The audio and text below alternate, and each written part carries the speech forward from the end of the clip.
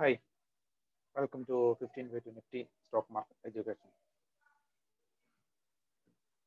Stock market എന്താണെന്നുള്ളത് നമ്മൾ brief introduction already നിങ്ങൾക്ക് അറിയായിരിക്കും എന്തായിരിക്കും എന്നുള്ളത്. ഓൾറെഡി ആ വീഡിയോ കണ്ടവർക്ക് മനസ്സിലായി കാണും. ഇനി ഞാനൊരു ഫുൾ ടൈം ട്രേഡറാണ്. ഞാനൊരു ട്രെയിനറോ ടീച്ചറോ ഒന്നും അല്ല. അപ്പോൾ ഈ പറഞ്ഞു തരുന്ന കാര്യങ്ങൾക്ക് അതിൻ്റെതായ ചെറിയ വ്യത്യാസങ്ങളുണ്ടാവും. കാരണം ഒരു പ്രൊഫഷണൽ ട്രെയിനർ പറഞ്ഞ പോലെ ആയിരിക്കില്ല ഞാൻ നിങ്ങളോട് പറയുമ്പോൾ. അപ്പോൾ ഞാനിവിടെ നിങ്ങളോട് ഡിസ്കസ് ചെയ്യുന്നത് ഇത്ര നാളത്തെ എൻ്റെ എക്സ്പീരിയൻസ് കൊണ്ട് ഞാൻ പഠിച്ച കാര്യങ്ങൾ, ഞാൻ ട്രെയിനിങ്ങൾ അറ്റൻഡ് ചെയ്തും മാർക്കറ്റിൽ നിന്ന് കിട്ടിയ എക്സ്പീരിയൻസ് കൊണ്ട് ഞാൻ പഠിച്ച കാര്യങ്ങൾ നിങ്ങളുമായിട്ട് ഷെയർ ചെയ്യുന്നു. അതാണ് ഞാൻ ഈ ട്രെയിനിങ് സെഷൻ കൊണ്ട് ഉദ്ദേശിക്കുന്നത്. അപ്പം മലയാളികൾ വളരെ കുറച്ച് പേര് മാത്രമേ ട്രേഡ് ചെയ്യുന്നവരുള്ളൂ. അതിൽ ഭൂരിഭാഗവും മറ്റുള്ള ഡിപ്പെൻഡ് ചെയ്ത് ട്രേഡ് ചെയ്യുന്നവരായിരിക്കും. ഈ ഒരു ട്രെയിനിങ് സെഷൻ 5 സെഷൻസ് ആണ് നമുക്ക് ഇതിനകത്ത് വരുന്നത്. ഈ 5 സെഷൻസ് നമ്മൾ കംപ്ലീറ്റ് ചെയ്യുമ്പോഴത്തേക്കും നമുക്ക് ആരുടെയും സഹായമില്ലാതെ, ഹെൽപ്പില്ലാതെ സ്വന്തം അനാലിസിസിൽ നമുക്ക് ഒരു ട്രേഡ് ചെയ്യാൻ കഴിയും. പക്ഷേ ഈ ഒരു അറിവില്ലാത്തത് കൊണ്ട് ഈ നമ്മൾ പലരെയും ഡിപ്പെൻഡ് ചെയ്തിട്ടാണ്, അത് ചെയ്യുന്ന കുറച്ച് ആളുകൾ ഡിപ്പെൻഡ് ചെയ്തിട്ടാണ് മറ്റുള്ളവർ ട്രേഡ് ചെയ്യുന്നത്. അവരുടെ ഹെൽപ്പോട് കൂടി അല്ലെങ്കിൽ അവരുടെ കോൾസ് വാങ്ങിയിട്ടൊക്കെയാണ് നമ്മൾ ട്രേഡ് ചെയ്യുന്നവർ കൂടുതൽ. നമ്മളിവിടെ സ്വന്തം അനാലിസിസിൽ ട്രേഡ് ചെയ്യാനുള്ള ഒരു കപ്പാസിറ്റി ആക്കുക എന്നുള്ള ഉദ്ദേശത്തിലാണ് ഈ ട്രെയിനിങ് കൊണ്ട് ഉദ്ദേശിക്കുന്നത്. അപ്പോൾ നമ്മൾ ഈ 5 സെഷൻസ് ആണ് ഇവിടെ കവർ ചെയ്യാൻ പോകുന്നത്. First introduction, second basic chart എന്താണെന്നും ക്യാൻഡിൽസ് എന്താണെന്നും സപ്പോർട്ട് റെസിസ്റ്റൻസ്, സെക്കൻഡ് വരുന്ന അനാലിസിസ് എന്തൊക്കെയാണെന്നുള്ളത്, ഫോർത്ത് വരുന്നത് ഡെറിവേറ്റീവ്സ്, ഫിഫ്ത്ത് വരുന്നത് ഐഡിയാസ്. ഈ 5 പാർട്ട് നമ്മൾ കംപ്ലീറ്റ് ആകുമ്പോഴത്തേക്കും നമുക്ക് ആരുടെയും ഹെൽപ്പില്ലാതെ സ്വന്തം അനാലിസിസിൽ ഒരു ട്രേഡ് ചെയ്യാനുള്ള കപ്പാസിറ്റി ആവും. അപ്പോൾ നമുക്ക് എൻ്റെ ട്രെയിനിങ് എന്തൊക്കെയാണ് ഇത് കവർ ചെയ്യാനുള്ളത് അതിലേക്ക് നമുക്ക് പോവാം. Session 1 introduction. അത് ഓൾറെഡി നിങ്ങൾക്ക് അറിയാം, എന്നാലും ഒരു ചെറിയൊരു ഇൻട്രൊഡക്ഷൻ ഇതിലേക്ക് കൊടുക്കാം. എന്താണ് stock market? Stock market listed കമ്പനികളുടെ ഷെയർ വാങ്ങാനും വിൽക്കാനും ഉള്ള ഒരു പ്ലാറ്റ്ഫോം, അത്രേ ഉള്ളൂ. സിമ്പിളായിട്ട് പറഞ്ഞു. അതിൻ്റെ ഡെഫിനിഷൻ ഡീറ്റെയിൽ ആയിട്ട് പറയാൻ കഴിഞ്ഞാൽ നിങ്ങൾക്കും ഭ്രാന്ത് പിടിക്കും, പെട്ടെന്ന് മനസ്സിലാവുമല്ലോ. സിമ്പിളായിട്ട് ലിസ്റ്റഡ് കമ്പനികളുടെ ഷെയർ വാങ്ങാനും വിൽക്കാനുള്ള ഒരു പ്ലാറ്റ്ഫോം. ലിസ്റ്റഡ് കമ്പനി നമ്മുടെ നാട്ടിൽ ഒരുപാട് കമ്പനികളുണ്ട്. അവർ കമ്പനിയെ വളർത്താനോ അല്ലെങ്കിൽ കൂടുതൽ ഡെവലപ്പ് ചെയ്യാൻ വേണ്ടി ഫണ്ട് റേസ് ചെയ്യാറുണ്ട്. ഫണ്ട് റേസ് ചെയ്യാൻ ഇൻവെസ്റ്റ്മെന്റ് സ്വീകരിക്കാറുണ്ട്. അത് നമ്മൾ നോർമലി ചെയ്യുന്നത് നമുക്ക് പരിചയമുള്ളവർക്ക് പറയും നമ്മുടെ കമ്പനി ഇത്ര പ്രോഫിറ്റിലാണ് അല്ലെങ്കിൽ ഇത്ര ആസ്തി ഉണ്ട്, കമ്പനിയുടെ ഹിസ്റ്ററി മൊത്തം പറഞ്ഞിട്ട് അവരോട് പറയാണ് നിങ്ങൾ ഇതിനകത്ത് ഇൻവെസ്റ്റ് ചെയ്താൽ നിങ്ങൾക്ക് എത്ര പ്രോഫിറ്റ് തരാം എന്നൊക്കെയുള്ള ഡീല് പറഞ്ഞുറപ്പിച്ച് അവരോട് ഫണ്ട് വാങ്ങാറുണ്ട്. അതുപോലെ തന്നെ സിസ്റ്റമാണ് ഷെയർ മാർക്കറ്റിൽ ലിസ്റ്റ് ചെയ്യാൻ നല്ലത്. ലിസ്റ്റ് ചെയ്യുന്ന കമ്പനിക്ക് അതിൻ്റെ ക്വാളിറ്റി ഉണ്ടാവും, അതിൻ്റെ പ്രൊസീജിയറും കാര്യങ്ങളും വേറെ ഉണ്ട്. അതൊന്നും നമുക്കിവിടെ ബാധിക്കുന്നില്ല, നമ്മൾ നോക്കേണ്ട ആവശ്യമില്ല. അപ്പൊ അങ്ങനെ ലിസ്റ്റ് ചെയ്ത കമ്പനികളുടെ ഷെയർ വാങ്ങാനും വിൽക്കാനുള്ള ഒരു പ്ലാറ്റ്ഫോമാണ്. നമുക്ക് അങ്ങനെ 2 എക്സ്ചേഞ്ചുകളാണ് ഇന്ത്യയിലുള്ളത്. ഒന്ന് national stock exchange, 2 Bombay stock exchange, NSE and BSE എന്ന് പറയും. അതിൽ NSEനെ കേന്ദ്രീകരിച്ച് വരുന്ന നിഫ്റ്റി, PSEനെ കേന്ദ്രീകരിച്ച് വരുന്ന സെൻസെക്സ്. ഈ വാക്ക് നമ്മൾ ഇടയ്ക്കെങ്കിലും ന്യൂസിൽ കേട്ടിട്ടുണ്ടാവും. സെൻസെക്സ് ഇടിഞ്ഞു, നിഫ്റ്റി ഇടിഞ്ഞു, അല്ലെങ്കിൽ കയറിപ്പോയി എന്നൊക്കെ പറഞ്ഞിട്ട് കേട്ടോ. അത് തന്നെ സാധനം, നിഫ്റ്റിയും സെൻസെക്സും. നിഫ്റ്റിയിൽ എല്ലാ കമ്പനികളും നിഫ്റ്റിയിലും NSEയിലും BSEയിലും ലിസ്റ്റ് ചെയ്യണം നിർബന്ധമൊന്നുമില്ല. ചിലത് NSEയിൽ മാത്രമേ ഉണ്ടാവുള്ളൂ, ചിലത് 2ലും ഉണ്ടാവും, ചിലത് BSEയിൽ മാത്രമേ ഉണ്ടാവുള്ളൂ. അപ്പോൾ നോർമലി ഏറ്റവും കൂടുതൽ ആളുകൾ ട്രേഡ് ചെയ്യുന്നത് നിഫ്റ്റിയിലാണ്. ഞാനും ട്രേഡ് ചെയ്യുന്ന NSE ലിസ്റ്റ് ചെയ്ത സ്റ്റോക്കുകളിലാണ് ഞാനും ട്രേഡ് ചെയ്യുന്നത്. അപ്പോൾ നമ്മളോട് കൂടുതൽ സംസാരിക്കാൻ പോകുന്നത് നിഫ്റ്റിനെ കുറിച്ചാണ്. അതിനകത്തുള്ള എവിടെ ട്രേഡ് ചെയ്യാനും ഇതൊക്കെ തന്നെയാണ് മെത്തേഡ്. പക്ഷെ നമ്മൾ ഇവിടെ കാണിക്കുന്നത് നിഫ്റ്റിയാണ്, നിഫ്റ്റി സൈറ്റും കാര്യങ്ങളൊക്കെയാണ് കാണിക്കുന്നത്. അപ്പൊ നിഫ്റ്റി എന്ന് പറഞ്ഞത് 50 കമ്പനികളാണ്. 7000 കമ്പനികൾ നിഫ്റ്റി ലിസ്റ്റ് ചെയ്തിട്ടുണ്ട്. എന്നാൽ നിഫ്റ്റി 50 എന്ന് പറയും. നമുക്കതിന്റെ സൈറ്റ് തന്നെ നമുക്ക് കാണാതെ. ഇത് NSEയുടെ സൈറ്റാണ്. ഇവിടെ കാണാം നിഫ്റ്റി 50. നിഫ്റ്റിയുടെ ഇന്നത്തെ വില 12718 ആണ്. നിഫ്റ്റിയുടെ വില, നിഫ്റ്റി 50യുടെ വില കേട്ടോ. അതെന്ന് വെച്ചാൽ നിഫ്റ്റിയിൽ 50 കമ്പനികളുണ്ട്. രാജ്യത്തെ നല്ല വളർച്ചയുള്ള കമ്പനികൾ 50 സെലക്ട് ചെയ്തിട്ടാണ് നിഫ്റ്റി 50 ഉണ്ടാക്കിയേക്കുന്നത്. അതാണ് index Nifty 50. Eicher Motors, Tata Steel, Axis Bank, Federal Bank, Federal boat, ICC Bank, Hero Moto, Hindalco, UltraTech Cement, Cipla, Nestle India, Infosys, അങ്ങനെ ഒരുപാട് കമ്പനി, 50ഓളം കമ്പനികളുണ്ട്. റിലയൻസ്, 50 കമ്പനികളാണ് ഈ നിഫ്റ്റി 50 വരുന്നത്. ഈ 50 കമ്പനികളുടെ സമാഹാരമാണ് നിഫ്റ്റി 50 എന്നുള്ളത്. അതുകൂടാണ്ട് 7000ഓളം കമ്പനികൾ NSE രജിസ്റ്റർ ചെയ്തിട്ടുണ്ട്. അതിലൊക്കെ നമ്മൾ ട്രേഡ് ചെയ്യുന്നുണ്ട്. അപ്പൊ നിഫ്റ്റി 50, അതായത് നിഫ്റ്റി ഇടിഞ്ഞു നിഫ്റ്റി കയറി എന്നൊക്കെ പറഞ്ഞത് ഈ 50 കമ്പനികളുടെ മൂവ്മെന്റ് അനുസരിച്ചാണ് ന്യൂസ് പറയുന്നത്. നിഫ്റ്റി ഇത്ര അപ്പാണ്, നിഫ്റ്റി ഇത്ര ഡൗൺ ആണ് എന്നൊക്കെ പറയുന്നത്. അതൊന്ന് പറയാൻ വേണ്ടി മാത്രം കാണിച്ചു എന്നുള്ളൂ. നമ്മൾ പോകുമ്പോൾ താഴോട്ട് പോകുന്നതിൽ നമുക്ക് ഡീറ്റെയിൽ ആയിട്ടുള്ള നമുക്ക് നോക്കാം എങ്ങനെയാണ് വരുന്നത് എന്നുള്ളത്. അപ്പൊ ഇതാണ് നിഫ്റ്റി. ഇനി നമുക്ക് ഇതിനകത്ത് എങ്ങനെ എൻട്രി ആവാം, അല്ലെങ്കിൽ സ്റ്റോക്ക് മാർക്കറ്റിലെ ട്രേഡിങ് നമുക്ക് എങ്ങനെ ബെനിഫിറ്റ് ഉണ്ടാക്കാം, അല്ലെങ്കിൽ നമുക്ക് എങ്ങനെ ഒരു ഇൻകം ഉണ്ടാക്കാനുള്ള വഴി അതെങ്ങനെയാണെന്നുള്ള നമ്മൾ നോക്കാൻ പോകുന്നത്. നമുക്ക് എങ്ങനെ എൻട്രി ആവാന്നുള്ളത്, എങ്ങനെ നമുക്ക് ട്രേഡ് ചെയ്യാന്ന് വെച്ചാൽ, എങ്ങനെ എൻട്രി ആവാന്ന് വെച്ചാൽ, നമുക്ക് ആദ്യം വേണ്ട നല്ല നോളജാണ്. ഒരു ചെറിയ നോളജാണ് നമ്മൾ ഈ ട്രെയിനിങ് കൊണ്ട് ഉദ്ദേശിക്കുന്നത്. ഇതുപോലുള്ള നോളജുകൾ പഠിക്കാനുള്ള എവിടെ നിന്നൊക്കെ നമുക്ക് പഠിക്കാൻ പറ്റും അവിടെ നിന്നൊക്കെ പഠിച്ച് മാക്സിമം നോളജ് ഉണ്ടാക്കിയെടുക്കുക. ഇതും ഒരു ചെറിയ നോളജാണ്, ഞാൻ നിങ്ങൾക്ക് പറഞ്ഞതും ചെറിയ നോളജാണ്. രണ്ടാമത്തേത്, നമ്മൾ ആ പഠിച്ചത് വെച്ച് മാർക്കറ്റിന്റെ മൂവ്മെന്റ്സ് എങ്ങനെയാണോ അത് മോണിറ്റർ ചെയ്യുക. അത് എത്രത്തോളം അതിന്റെ ഡീറ്റെയിൽസ് കളക്ട് ചെയ്യാൻ പറ്റും അതൊക്കെ മോണിറ്റർ ചെയ്ത് മനസ്സിലാക്കുക.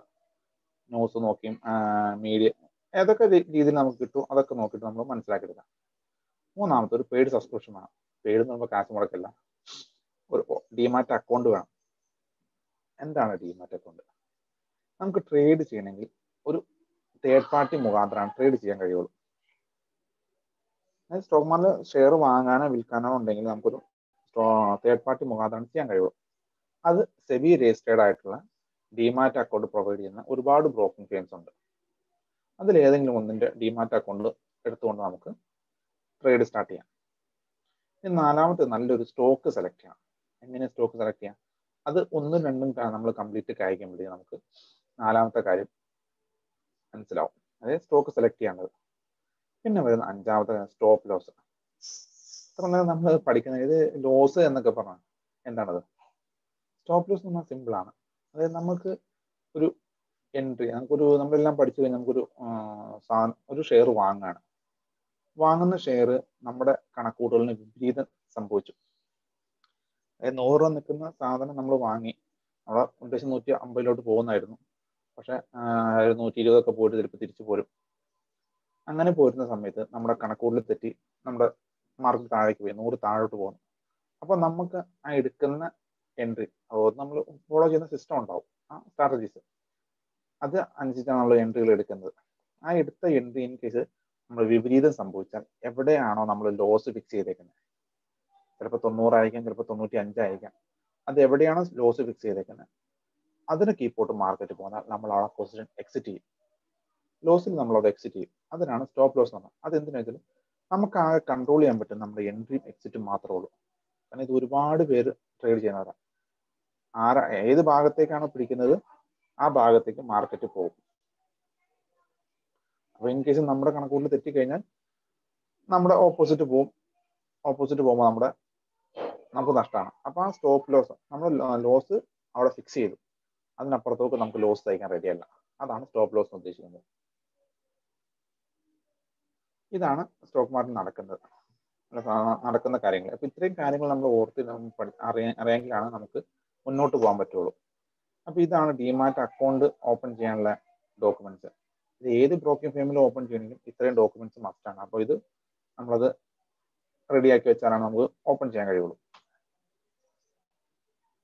ഇനി നമുക്ക് നോക്കാനുള്ളത് 5 പാർട്ടാണ് നമ്മൾ പറഞ്ഞു. രണ്ടാമത്തെ സെഷൻ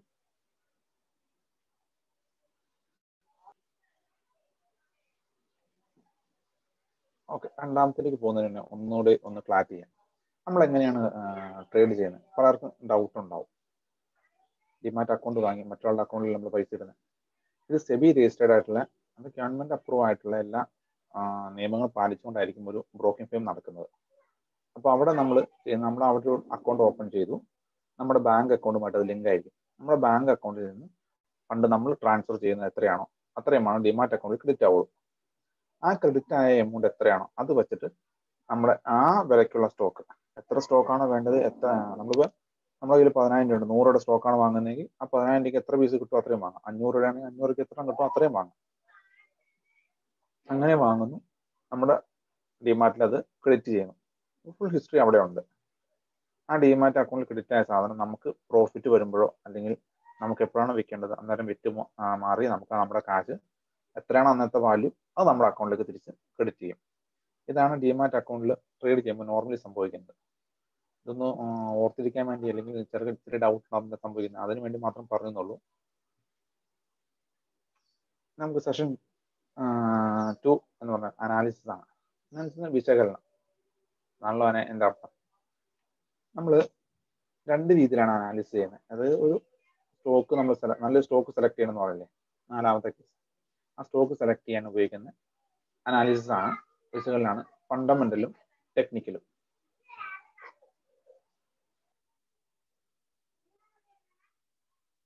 ആ നല്ല സ്റ്റോക്ക് സെലക്ട് ചെയ്യാൻ ഉപയോഗിക്കുന്ന 2 മെത്തേഡാണ് ഫണ്ടമെന്റൽ അനാലിസിസും ടെക്നിക്കൽ അനാലിസിസും. ഫണ്ടമെന്റൽ അനാലിസിസ് നമ്മൾ ഉപയോഗിക്കുന്നത് ആ സ്റ്റോക്ക്, ആ കമ്പനിയുടെ ഹിസ്റ്ററി എന്താണെന്നും അതിന്റെ ഫിനാൻഷ്യൽ ബാക്ക്ഗ്രൗണ്ട് എന്താണെന്നും നമ്മൾ കണ്ടുപിടിക്കാൻ വേണ്ടിയിട്ടാണ്. അതിനാണ് നമ്മൾ ഫണ്ടമെന്റൽ അനാലിസിസ് ഉപയോഗിക്കുന്നത്. അത് നമ്മൾ കണ്ടുപിടിക്കുന്നത് 1-2 വെബ്സൈറ്റുകളുണ്ട്. അതിന്റെ സഹായത്തോടെ ചെക്ക് ചെയ്ത് നമുക്കറിയാം. ആ 2 സൈറ്റിൽ ഫണ്ട് ഡേറ്റ അനാലിസിസ് ചെയ്യുന്നത് 2 സൈറ്റിൽ നമ്മൾ ലോഗിൻ ചെയ്ത് നമുക്ക് കയറുമ്പോൾ നമ്മൾ ഏതാണോ സ്റ്റോക്ക് വേണ്ടത് അതിന്റെ ഹിസ്റ്ററി പേരടിച്ചു കൊടുത്തു കഴിഞ്ഞാൽ അതിന്റെ ഹിസ്റ്ററി ഫുള്ള് കിട്ടും. അത് വായിച്ചു കഴിഞ്ഞാൽ അത്യാവശ്യം നമുക്ക് കാര്യങ്ങൾ മനസ്സിലാവും, എന്താണ് ആ കമ്പനി ഉള്ളതെന്നും ആ കമ്പനിയുടെ ഹിസ്റ്ററി എന്താണെന്നുള്ളത്. ഇതാണ് ഫണ്ടമെന്റൽ അനാലിസിസ്. എന്നെ സംബന്ധിച്ചോളം എനിക്ക് ഫണ്ടമെന്റൽ അനാലിസിസ് അധികം ആവശ്യം വരുന്ന സാധനമല്ല. എന്താണെന്ന് വെച്ചാൽ ഞാൻ മെയിൻലി ട്രേഡ് ചെയ്യുന്നത് നമ്മൾ നേരത്തെ പറഞ്ഞ നിഫ്റ്റി 50. ആ നിഫ്റ്റി 50യിൽപ്പെട്ട 50 കമ്പനികളുടെ ഷെയറിലാണ്. അത് ഫണ്ടമെന്റലി സ്ട്രോങ് ആയതുകൊണ്ടാണല്ലോ ആ ലിസ്റ്റിൽ വന്നേക്കുന്നത്. ആ ലിസ്റ്റിൽ ഫണ്ടമെന്റലി എന്തെങ്കിലും ഒരു വീക്ക് വന്നു കഴിഞ്ഞാൽ ആ ലിസ്റ്റിൽ നിന്ന് ആ സ്റ്റോക്ക് എടുത്ത് കാട്ടി കളഞ്ഞിട്ട് അടുത്ത സ്റ്റോക്ക് ആഡ് ചെയ്യും. അപ്പം ഞാൻ മെയിൻലി ട്രേഡ് ചെയ്യുന്നത് അതിനകത്താണ്. അപ്പോൾ ഫണ്ടമെന്റൽ അനാലിസിസ് എനിക്ക് വലിയ പ്രാധാന്യം വരുന്നില്ല. പിന്നെ പ്രാധാന്യം വരുന്ന എപ്പോഴൊക്കെ ഞാൻ സ്റ്റോക്ക് റിസർച്ച് ചെയ്യുന്ന സമയത്ത്, ലോങ് ടൈമിലേക്ക് അല്ലെങ്കിൽ എപ്പോഴെങ്കിലും റിസർച്ച് ചെയ്യുന്ന സമയത്ത് ഞാൻ ഒരു സ്റ്റോക്ക് കണ്ടു, അതെനിക്ക് വലിയ ഐഡിയ ഇല്ലാത്തൊരു സ്റ്റോക്ക് ആയിരിക്കും അത്. ആ സ്റ്റോക്കിന്റെ ഹിസ്റ്ററി എന്താണെന്ന് അറിയാൻ വേണ്ടി മാത്രമാണ് ഞാൻ ഫണ്ടമെന്റൽ അനാലിസിസ് ഉപയോഗിക്കുന്നത്. സിമ്പിൾ ആണത്, നമ്മൾ ആ കമ്പനിയുടെ ഹിസ്റ്ററി നോക്കി മനസ്സിലാക്കുന്നു. ടെക്നിക്കൽ അനാലിസിസ് കളർ പോലെ തന്നെ ഇച്ചിരി ഡേഞ്ചറാണ്. റെഡ് ആണല്ലോ, ഇച്ചിരി ഡേഞ്ചറാണത്. ഇത് നമ്മൾ എവിടെ എപ്പോ എങ്ങനെ എൻട്രി എടുക്കണം അല്ലെങ്കിൽ എക്സിറ്റ് ആവണമെന്ന് ചില ടൂൾസിന്റെ സഹായത്തോടെ മനസ്സിലാക്കുന്നതാണ് ടെക്നിക്കൽ അനാലിസിസ് എന്ന് പറഞ്ഞാൽ. നമ്മൾ ഏത് സെഗ്മെന്റിൽ ട്രേഡ് ചെയ്യണം, സ്റ്റോക്ക് ചെയ്യണമെങ്കിൽ ചിലർ കമോഡിറ്റി, ഏത് കറൻസി, ഏത് സെഗ്മെന്റിൽ ട്രേഡ് ചെയ്യണമെങ്കിലും നമുക്ക് ടെക്നിക്കൽ അനാലിസിസ് മസ്റ്റാണ്. ഫണ്ടമെന്റൽ സ്റ്റോക്കിന് മാത്രമാണ് ബാധിക്കുന്നത്, പക്ഷേ ടെക്നിക്കല് ഏത് സെഗ്മെന്റിൽ ട്രേഡ് ചെയ്യണമെങ്കിലും മസ്റ്റാണത്. അത് നമ്മൾ ഈ പറഞ്ഞ 4 കാര്യങ്ങളുടെ സഹായത്തോടെയാണ് കണ്ടുപിടിക്കുന്നത്. Candles, support resistance, trend, strategies. ഈ 4 ഹെൽപ്പോട് കൂടിയാണ് നമ്മൾ ഉപയോഗിക്കുന്നത്. അതായത് ഒരു എൻട്രി എപ്പോൾ എങ്ങനെ എവിടെ എടുക്കണമെന്ന് നമ്മൾ ഡിസൈഡ് ചെയ്യുന്നത് ഈ ടെക്നിക്കൽ അനാലിസിസിന്റെ ബേസിലാണ്. അപ്പോൾ ഇതാണ് നമ്മൾ ഇതിനകത്ത് കൂടുതലായിട്ട് പഠിക്കേണ്ടത്. അതാണ് നമ്മൾ കൂടുതലായിട്ട് പഠിക്കാൻ പോകുന്നതും. എങ്ങനെയാണ് ട്രേഡ് ചെയ്യേണ്ടത്, എങ്ങനെയാണ് എക്സിറ്റ് ആവേണ്ടത്, എവിടെയാണ് എൻട്രി എടുക്കേണ്ടത്, ആ ഡീറ്റെയിൽസൊക്കെയാണ് നമ്മൾ ഇതിനകത്ത് ചർച്ച ചെയ്യാൻ പോകുന്നത്. ഇത്രയുമാണ് ബേസിക് സെക്ഷൻ വരുന്നത്. ഇനി അങ്ങോട്ട് പോകും തോറും നമുക്കുള്ളത് ടെക്നിക്കൽ അനാലിസിസിന്റെ കൂടുതൽ ഡീറ്റെയിൽ ആയിട്ട് പഠിക്കാനുള്ളതാണ്. അപ്പൊ ഈ 2 സെഷൻ ഒന്നിച്ചതിനായിട്ട് നമുക്ക് വലിയ പ്രാധാന്യമുള്ളതല്ല, എന്നാൽ അറിയേണ്ടതുമാണ്. അതാണ് ഈ 2ഉം ഒരു സെഷനായിട്ട് ചെയ്തേക്കുന്നത്. അപ്പൊ നെക്സ്റ്റ് സെഷൻ മുതൽ നമുക്ക് 1 by 1 എല്ലാം ഡീറ്റെയിൽ ആയിട്ട് നമുക്ക് നോക്കാം.